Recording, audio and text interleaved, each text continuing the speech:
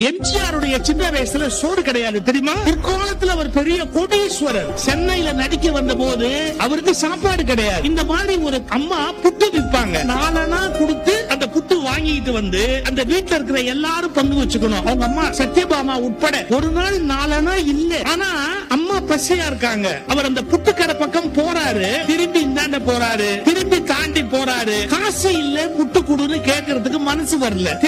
ராமச்சந்திரா, தினம் 4 நாக்கு புட்டு வாங்கிட்டு போவீங்க, என்னாச்சு? 4 நாள் இல்ல, உங்ககிட்ட கேட்க கூச்சமா இருந்தது, அம்மா பசியா இருக்கு வீட்டுல. ஓடா கூடு கட்டுறவன, நான் உங்ககிட்ட காசு கேட்டனா? இல்ல புட்டு எடுத்துக்க.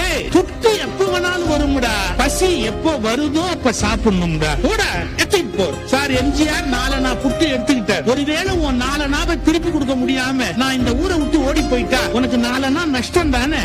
நீ திருப்பி கொடுத்தா வியாபாரத்துல எழுதிக்குவேன், நீ திருப்பி கொடுக்கலன்னா புண்ணியத்துல எழுதிக்குவேன்.